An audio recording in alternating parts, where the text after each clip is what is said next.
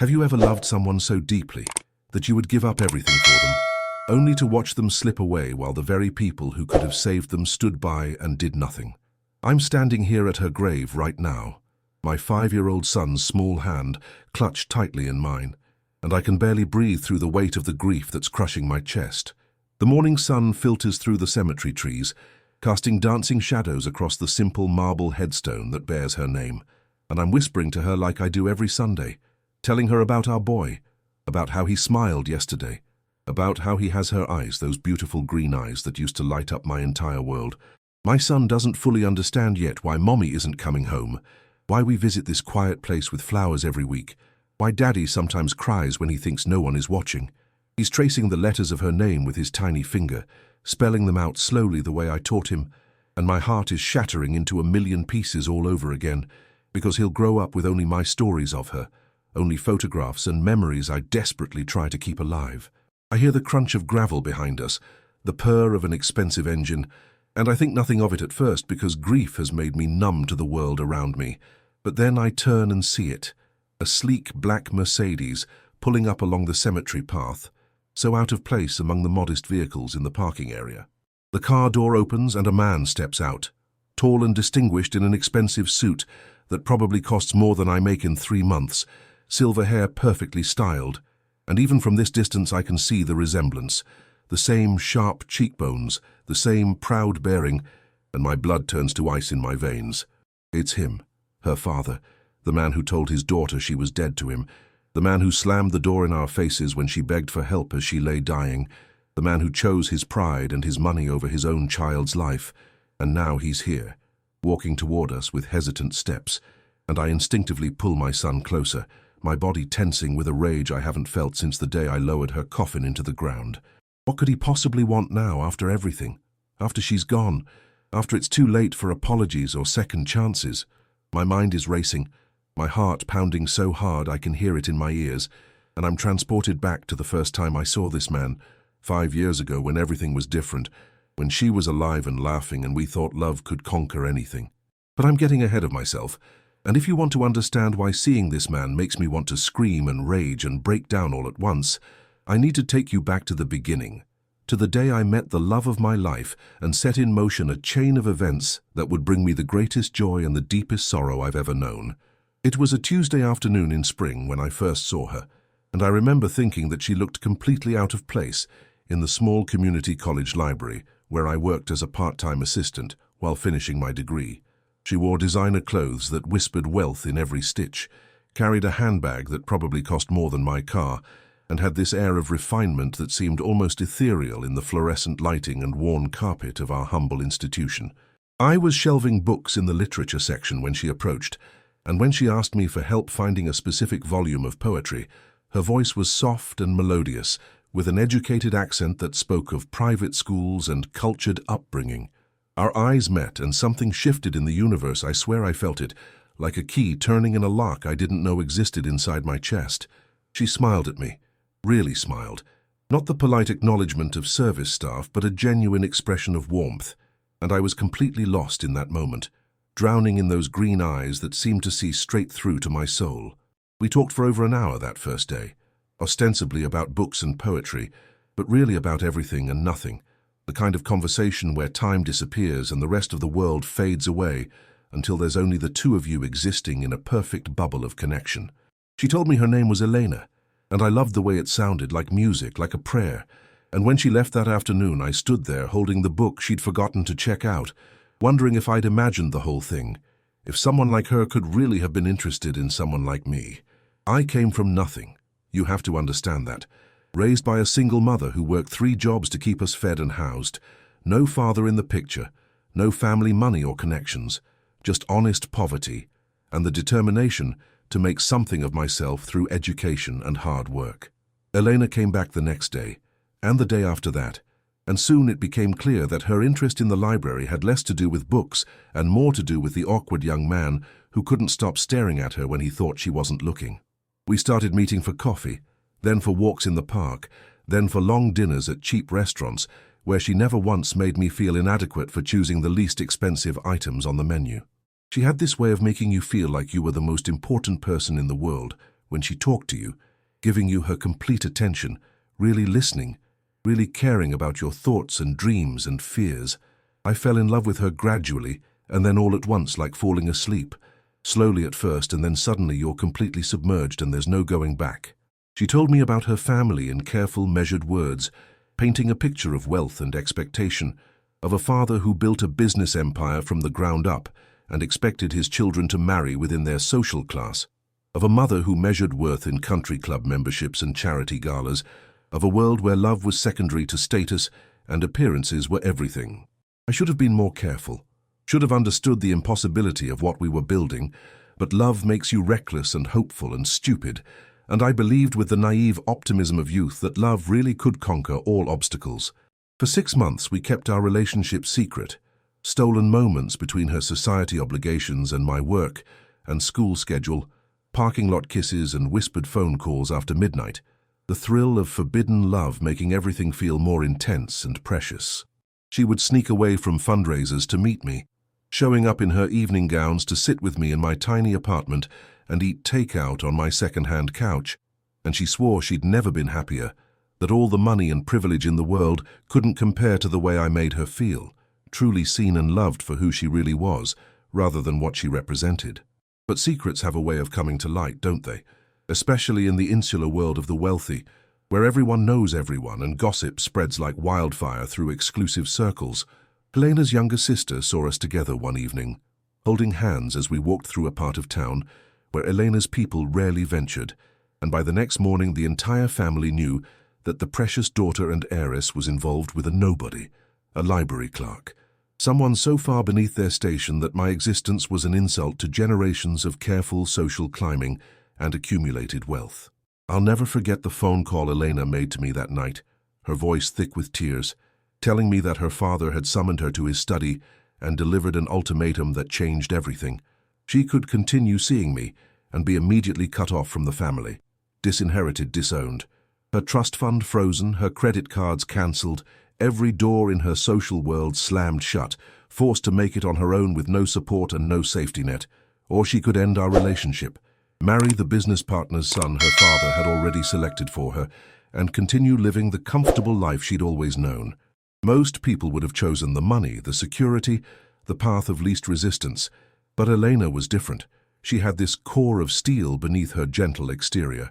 and when she told me her decision, I actually tried to talk her out of it, tried to convince her that I wasn't worth throwing away her entire life, that we could end things cleanly, and she could go back to her world and eventually forget about me. But she looked at me with such fierce determination and said words I'll remember until the day I die, that I was the only real thing in her artificial world, that she would rather have one day of genuine happiness with me than a lifetime of comfortable misery without me, that she loved me more than she feared poverty or her father's wrath. We eloped 3 days later at a courthouse with 2 strangers as witnesses, Eleanor wearing a simple white dress from a department store instead of the designer wedding gown her mother had already picked out. No family present, no celebration, just 2 people promising to love each other through whatever hardships lay ahead.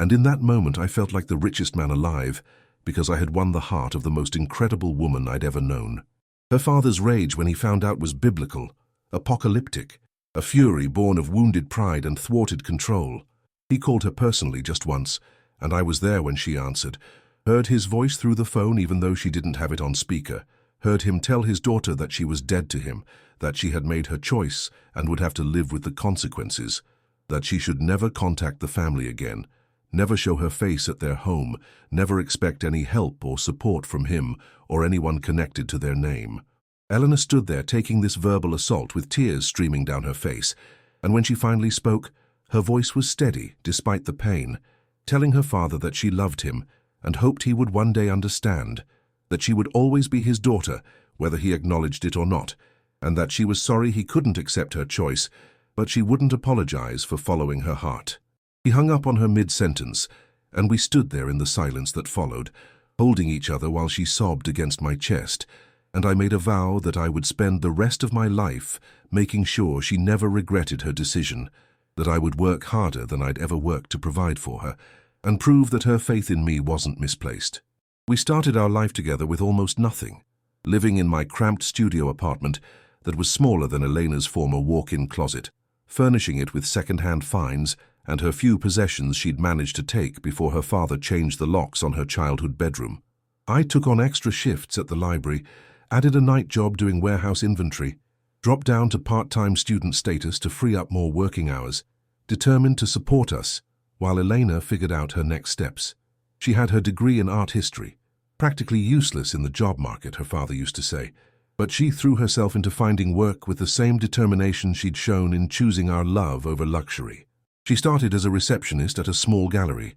then worked her way up to assistant curator, her natural eye for beauty and extensive knowledge finally finding practical application, and even though the salary was modest by any standard and laughable compared to her former allowance, she took such pride in earning her own money, in contributing to our household, in proving she could stand on her own feet. We were poor, but we were happy, and I mean truly deeply happy in a way that money can't buy. Coming home to each other at the end of long, exhausting days and feeling like we had everything we needed because we had each other. We would cook simple meals together in our tiny kitchen, dance to music playing from my old phone, make love in our second-hand bed and talk for hours about our dreams for the future, the family we wanted to build, the life we were creating from nothing. Elena never complained, never expressed regret, never looked back with longing at the privileged world she'd left behind. She embraced our modest life with genuine enthusiasm, finding joy in small things that had probably been beneath her notice before, like the satisfaction of stretching a grocery budget, the accomplishment of fixing something instead of replacing it, the intimacy of a quiet evening at home instead of elaborate social events. When she told me she was pregnant, I literally fell to my knees, overwhelmed with joy and terror in equal measure, because I wanted this child so desperately, but was terrified of my ability to provide, to be a good father, when I'd never had one myself. Elena laughed through happy tears and pulled me up, told me I would be amazing, that our child would be so lucky to have me, and in that moment I felt invincible, ready to take on the world for my growing family. Her pregnancy was beautiful and difficult. Beautiful because she glowed with this inner radiance that made her even more stunning than before. Difficult because we couldn't afford the kind of prenatal care she should have had, relying instead on a free clinic with overworked doctors and long wait times. She never complained about the discomfort or the lack of amenities, just rubbed her growing belly and talked to our baby, telling him or her stories about how we met, how much we loved each other, how excited we were for their arrival. When our son was born, it was the single greatest moment of my entire life, holding this perfect tiny human that we had created through our love, seeing Elena's exhausted, radiant face as she held him for the first time, knowing that whatever else happened, we had made something beautiful and permanent together. Our son changed everything, adding a dimension of purpose and meaning to our lives that transformed even our hardships into something worthwhile, because every sacrifice was for him, every struggle had a reason beyond ourselves. We named him Daniel, after my mother who had passed away the year before, never getting to meet the woman I loved or the grandchild she would have adored. Eleanor was a natural mother, patient and nurturing, singing lullabies in the middle of the night, finding endless ways to play and teach even with the limited toys we could afford. I worked even more hours, adding weekend shifts, taking on any overtime available, watching my young family through a haze of exhaustion, but fueled by love and determination. We managed, barely sometimes, juggling bills and stretching every dollar, but we were together, and that was everything. Daniel grew from infant to toddler, hitting his milestones, developing his own personality, and he was perfect, absolutely perfect, with his mother's green eyes and her gentle spirit and my stubborn determination. Elena would send photos to her mother's private email occasionally, hoping to maintain some connection, hoping that grandparental love might soften the hard stance her parents had taken, but the emails were never answered, bouncing back or simply disappearing into the void of her family's rejection. It hurt her. I could see it in her eyes when she checked her phone, hoping for a response that never came, but she would push the pain away and focus on the family she had, on Daniel and me, on the life we were building through sheer will and love. When Daniel was 3 years old, Elena started feeling tired all the time, more than the usual exhaustion of parenting and working, a deep fatigue that sleep couldn't cure, and she developed a cough that wouldn't go away no matter what over-the-counter medicines we tried. I begged her to see a doctor, but she kept putting it off, saying we couldn't afford it, that it was probably just a virus, that she would feel better soon. But she didn't feel better, she felt worse, losing weight, developing dark circles under her beautiful eyes, struggling to keep up with our energetic son. Finally, I insisted, practically dragged her to the emergency room when she could barely get out of bed one morning. And that's when our world truly fell apart, because the tests revealed something we never expected, never prepared for, never imagined in our worst nightmares. She had cancer, aggressive and already advanced, the kind that requires immediate intensive treatment, the kind that costs hundreds of thousands of dollars that we absolutely did not have. The doctor explained her options with clinical efficiency, while my entire world crumbled around me, talking about chemotherapy protocols and radiation schedules and surgical interventions and survival statistics, and all I could think was that this was my fault, that if she had stayed in her wealthy family, she would have had regular checkups and early detection and the best medical care money could buy, that my love had literally sentenced her to death because we couldn't afford the treatment. She needed to survive. Eleanor squeezed my hand and stayed calm, asking practical questions about timelines and effectiveness while I sat there paralyzed with fear and guilt. We applied for every assistance program, every charity, every possible source of help, and we got some aid. Enough for the initial treatments, but nowhere near enough to cover the comprehensive care she needed. I took on a third job, working practically around the clock, sleeping in my car between shifts, surviving on coffee and adrenaline and desperation. Elena's colleagues at the gallery organized fundraisers, bless their hearts, sweet, modest events that raised a few $1,000s that evaporated immediately into the bottomless pit of medical bills. Her mother sent money anonymously once. We figured out it was her from the postmark and the amount, exactly what 1 month of Elena's old trust fund allowance would have been, but it was a one-time thing, and we never received anything again. I sold everything we owned that had any value, my car, my laptop, Eleanor's few remaining pieces of jewelry from her old life, and it still wasn't enough. Would never be enough, because cancer treatment in America is designed for people with excellent insurance or vast personal wealth, not for young couples who made the mistake of falling in love across class boundaries. Elena responded to the treatment initially, her cancer markers improving,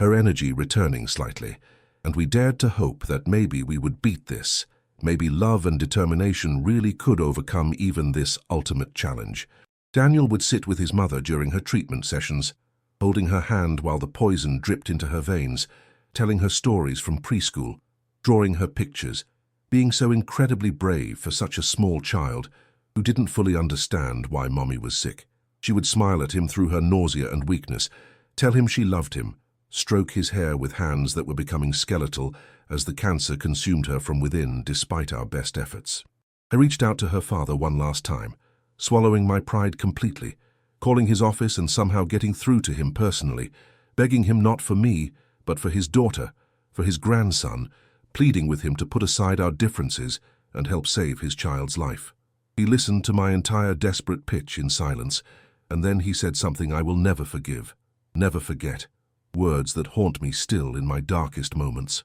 He told me that Elena made her choice when she married me, that she knew what she was giving up, that he had warned her this was what life without family money would look like, that he wasn't going to reward her poor decisions by bailing her out now, and that I should have thought about her welfare before I allowed her to throw her life away on me. Then he hung up, just like he had hung up on her years before, and I stood there in the hospital parking lot screaming into the phone, cursing him, hating him with every fiber of my being for his cruelty, for his pride, for valuing his ego over his daughter's life. The cancer came back more aggressive than before, spreading to her lymph nodes and liver, and the doctors gently suggested we might want to consider end-of-life planning rather than continuing treatments that were bankrupting us without significantly extending her time. Elena made the decision herself, told me she wanted to stop fighting, wanted to spend her remaining months actually living rather than existing between hospital visits and treatment side effects. We took Daniel to the park, to the zoo, to every free or cheap place we could think of, creating memories, taking photos, building a treasure trove of last moments for me to hold on to after she was gone. She wrote letters to Daniel, one for every birthday until he turned 18, sealing them in envelopes and making me promise to give them to him at the right times, her final gift to the son she wouldn't see grow up. She grew weaker and thinner, her beautiful face becoming gaunt, her body failing despite her indomitable spirit, and there were days when I couldn't stand to see her suffering, when I wished it would just end so she could be at peace, and then immediately hated myself for thinking such thoughts. Daniel sensed something was very wrong, started having nightmares clinging to both of us, and Elena would hold him and tell him that Mommy was going somewhere for a while, but would always love him, always watch over him, always be in his heart. The hospice workers were angels, truly, providing comfort and care in those final weeks, when Elena was too weak to leave our bed, helping me manage her pain and symptoms, while I tried to be strong for her and for Daniel. She died on a Tuesday morning, exactly 5 years after the Tuesday afternoon when we first met, and I swear there was poetry in that timing, a circle completing itself, and her last words were that she loved me, loved Daniel, and had no regrets about choosing us over everything else. I held her hand as she took her last breath, felt the moment her spirit left her body, and something inside me broke that I don't think will ever fully heal. The funeral was small and simple, just me and Daniel and a handful of friends from work and the gallery. No family from her side because they hadn't acknowledged her in years, so why would they acknowledge her death? We buried her in a modest cemetery on the outskirts of town, the best I could afford, with a simple headstone that bore her name and the years of her too short life. And I made a promise, standing over her grave, that I would raise our son to know how much she loved him, how brave and strong and good she was, how she gave up everything for love and never regretted it for a moment. Daniel didn't cry at the funeral.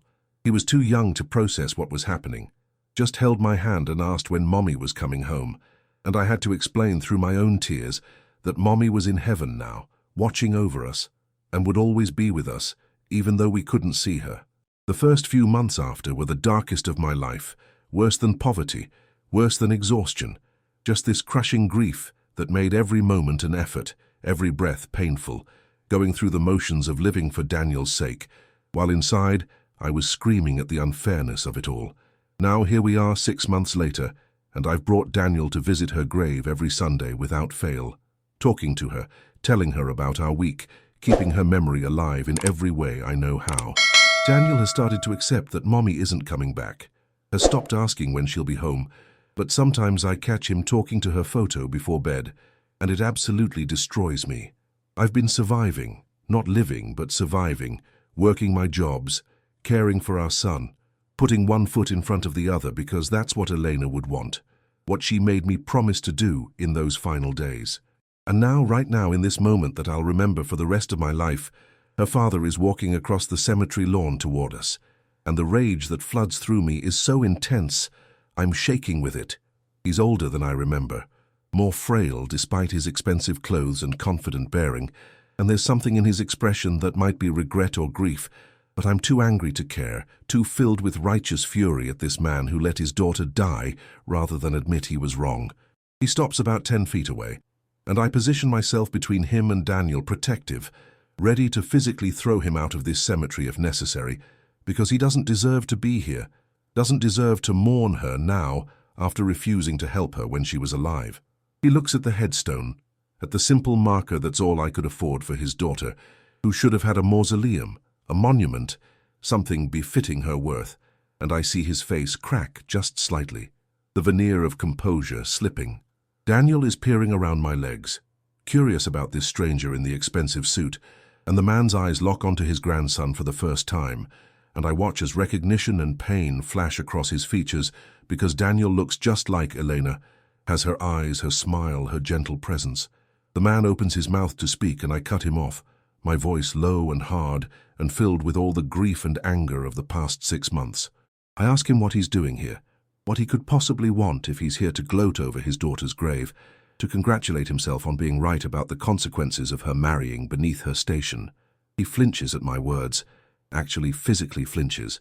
and when he speaks his voice is rough with emotion that I don't want to acknowledge because he doesn't get to be sad, doesn't get to grieve when he's the reason she's dead. He tells me he's been looking for us for 3 months, hired private investigators, tracked us down through her employment records, and I'm immediately suspicious of his motives because what could he want now, except maybe to take Daniel away from me, to claim his grandson now that his daughter is gone. But what he says next shocks me into silence, makes my anger falter just slightly, because it's not what I expected at all. He tells me that he was wrong, that he's been wrong about everything, that he realized it too late to save his daughter, but not too late to try to make amends in the only way he has left. He explains that his wife, Eleanor's mother, fell into a deep depression after cutting Eleanor off, that she never recovered from the estrangement, that she died 8 months ago, having never reconciled with her daughter, and on her deathbed, she begged him to find Eleanor, to fix what he had broken, to swallow his pride and bring their daughter home. He started looking immediately, he says, but by the time his investigators found her, she had already been gone for 2 months, buried in this modest grave while he was searching frantically through hospital records and last known addresses. His voice breaks when he tells me this, actual tears in his eyes, and I'm confused by my own reaction, because part of me wants to take satisfaction in his pain, while another part recognizes the genuine anguish of a father who destroyed his relationship with his child and now has to live with that forever. He takes a step closer and I tense, but he's just trying to see Daniel better, and he asks my son's name with such tenderness that it catches me off guard. Daniel, always braver than I give him credit for, steps out from behind me and introduces himself, tells this stranger that we're visiting his mommy, that she's in heaven now. And I see this powerful man who once told his daughter she was dead to him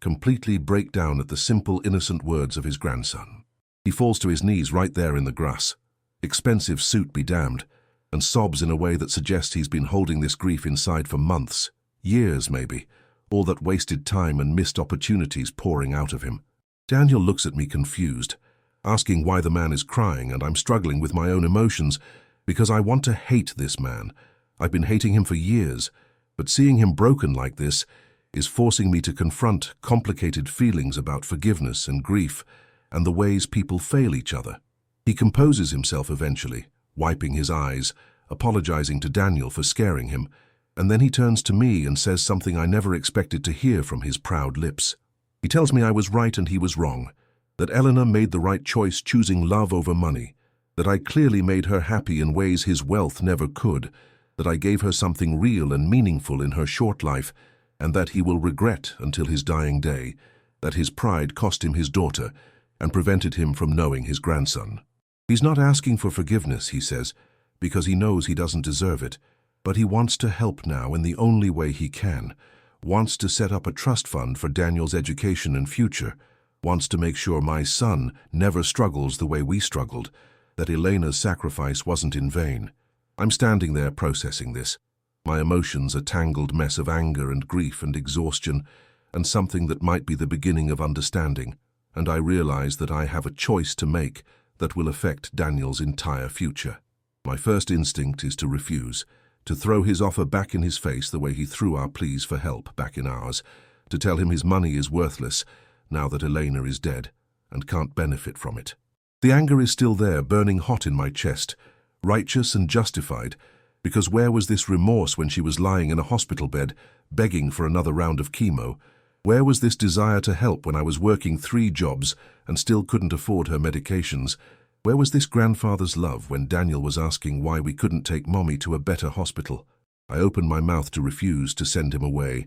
to maintain the moral high ground, but then I looked down at Daniel, at my beautiful boy, who has Elena's eyes and her sweet nature, and I think about what she would want, what she would do in this situation. Elena had such capacity for forgiveness, such understanding of human weakness and the ways fear makes people cruel, and she never stopped loving her father despite everything he did. She would want Daniel to have opportunities, to have security, to not struggle the way we struggled, and she would probably tell me that holding on to anger hurts us more than it hurts him. I'm so tired, so incredibly exhausted from grief and work and single parenting, and the idea of accepting help even from this man is tempting in ways I'm ashamed to admit. But it's not just about practical considerations. There's something else happening here, something about the cycle of pain and the possibility of breaking it, about whether I want to raise Daniel in an atmosphere of bitterness and grudges, or teach him something about the complicated nature of forgiveness. Her father is watching me with desperate hope in his eyes, this man who once seemed so powerful and now looks diminished, aged by grief and regret, and I realize that he's already living with his punishment, that he will spend the rest of his life knowing his pride killed his daughter and cost him 5 years of his grandson's life. No revenge I could take would be greater than the hell he's already living in, and maybe, just maybe, letting him help Daniel now is actually the kinder and stronger choice. I take a deep breath, feeling Elena's presence somehow, imagining what she would say if she were here, and I make a decision that surprises even me. I tell him that I will accept his help for Daniel's sake, but on certain conditions, that he doesn't get to just throw money at the situation and disappear, that if he wants to be in his grandson's life, he has to actually be present, show up, build a real relationship, not just be a distant benefactor. I tell him that Daniel deserves to know his grandfather, to have that connection to his mother's family, but that I won't let him be hurt or abandoned again, that this is his one chance to do right by Elena's memory. He agrees immediately, gratefully, promising to do whatever I ask, and I see genuine commitment in his expression, a man who has lost everything that matters and is desperate for a second chance at redemption. Daniel is still confused by the whole interaction, asking me who this man is, and her father and I exchange a look, a silent acknowledgement of the complicated truth we're navigating, and I tell my son that this is his grandfather, his mommy's daddy, and that he's been looking for us because he wants to be part of our family. The weeks that follow are strange and difficult and sometimes painful as we navigate this new reality. Her father visiting regularly, bringing gifts that are too expensive, and I have to gently redirect him toward more appropriate items, sitting awkwardly in our small apartment that must seem like a hovel compared to his mansion, trying to connect with a grandson who is sweet and open, but also protective of his father and his mother's memory. He tells me stories about Elena's childhood, filling in gaps I never knew, showing me photos from before our time, and it's bittersweet seeing her young and carefree in her parents' home, knowing how thoroughly that world rejected our love. He's funding Daniel's education now, setting up accounts and trusts with lawyers who draw up documents I barely understand, ensuring my son will never face the financial struggles that defined his parents' life together. He offers to pay off my debts from Elena's medical treatment, the crushing burden that still hangs over me, and I'm tempted to refuse this too. But practical reality wins out because I can't give Daniel a good life while drowning in 6-figure medical bills. We establish boundaries and routines, scheduled visits where he takes Daniel to museums and parks, creating new memories while honoring the old ones, and slowly, painfully, something like peace begins to emerge from the ashes of our tragedy. He asked me once, voice thick with emotion, if Elena was happy with me, if she regretted leaving her family, and I'm able to tell him truthfully that she was the happiest I ever saw her in our little apartment with our second-hand furniture, that she never once expressed regret, that she died knowing she had lived authentically and loved completely. He weeps when I tell him this, mourning not just his daughter, but all the years he wasted in pride and stubbornness, all the moments he missed because he couldn't accept that love matters more than social status. I find myself feeling something unexpected toward this man. Not quite forgiveness, but perhaps the beginning of it, understanding that he's as much a victim of his own rigid worldview as we were victims of his rejection, that he's suffering consequences that will haunt him forever. Daniel is young enough that he accepts his grandfather easily, with the adaptability of children, and watching them together playing in the park, I sometimes see glimpses of the family Elena dreamed we could all be, the reconciliation she hoped for but never lived to see. Her father tells me once that I gave Elena something he never could, genuine unconditional love and the freedom to be herself, and that he's grateful she had that even if it was too brief, that she died having known real happiness rather than living a long, comfortable lie. These conversations are difficult and emotional, dredging up pain that's still raw and fresh, but they're also necessary for healing, for all of us to move forward while honoring Elena's memory. I think about forgiveness a lot these days, about what it means and what it costs, whether it's something you do for the other person or for yourself, and I'm coming to understand that it's not about excusing what her father did or pretending the past didn't happen, but about refusing to let bitterness poison the rest of my life and Daniel's future. Elena would want this, I'm certain of it. She would want her father to know his grandson, would want Daniel to have the advantages and opportunities she couldn't give him, would want the cycle of pain and rejection to end rather than continue into the next generation. I'm learning that grief is not a straight line but a spiral, circling back on itself, hitting you in unexpected moments, but also gradually, imperceptibly, becoming something you can carry rather than something that crushes you. I still visit her grave every Sunday with Daniel, but now sometimes his grandfather comes too, and we stand there together, 3 generations bound by love for the woman who brought us together and whose absence defines us all. There are still hard moments, days when the anger flares up and I want to scream at him for his role in her death, times when I see Daniel with him and feel bitter that Elena never got this reconciliation, never saw her father humble and repentant, never received the apology she deserved. But then I remember her capacity for grace, her belief in second chances, her understanding that people are complicated and flawed and capable of change, and I try to honor her memory by being the person she believed I could be. The trust fund her father set up will ensure Daniel never faces the kind of poverty that defined my childhood and our early marriage, that he can pursue his dreams without the constant weight of financial anxiety, that Elena's sacrifice resulted in security for her son, even if she didn't live to see it. Her father asked me once what Elena's last words were, and I told him that she said she loved me and Daniel and had no regrets, and he closed his eyes in what looked like both pain and relief, knowing that despite everything his daughter had been truly happy in her final years, that she died at peace with her choices. That knowledge seems to be both his punishment and his consolation, and I understand that he will carry the weight of his mistakes for the rest of his life, that no amount of money or belated kindness can undo what he did,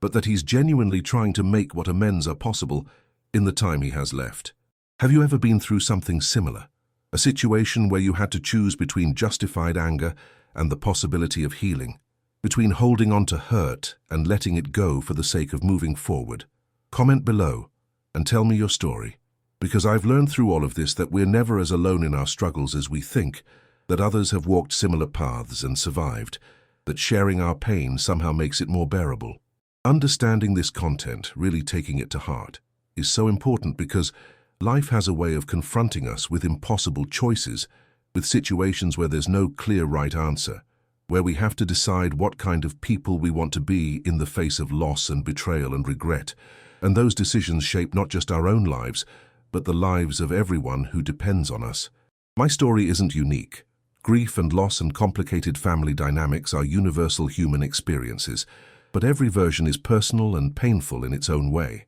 And there's value in acknowledging that, in not pretending that we can simply power through without being changed by what we endure. If this story touched your heart, if you felt something in the telling of it, if it made you think about your own relationships and choices and the people you've lost, please leave a like, because it helps me know that sharing this painful chapter of my life had meaning beyond just my own need to process and remember. Subscribe to Through My Eyes for more stories like this, real human experiences told with honesty and vulnerability, reminders that we're all just trying to navigate this complicated existence as best we can, that we all carry wounds and hopes and the capacity for both great love and terrible mistakes. Hit that notification bell so you don't miss future videos, because storytelling is how we make sense of chaos, how we honor the people we've loved and lost, how we connect across the distances that separate us, and I'll be here sharing more of my journey and listening to yours. Daniel is 6 years old now, thriving in school, showing signs of his mother's artistic talent and gentle spirit, growing up knowing he was loved fiercely by both his parents, even though one of them had to leave too soon. And that's Elena's real legacy, not the money or the family drama, but the love that shaped her son and changed everyone who knew her. Her father is part of our lives now, imperfect and haunted but genuinely trying, building memories with his grandson that partially fill the void his daughter left. And I'm learning that healing doesn't mean forgetting or even fully forgiving, but choosing to move forward with intention and grace, carrying our losses as part of who we are, rather than letting them define everything we become. This is my story, my truth, my journey through grief towards something that looks like peace. And thank you for listening, for bearing witness, for being part of the community that makes telling these stories possible. And I hope that wherever you are in your own journey, you find the strength to choose love over bitterness, connection over isolation, and the courage to forgive, not because people deserve it, but because holding on to anger only hurts ourselves, and life is too short and too precious to waste in the prison of our own pain.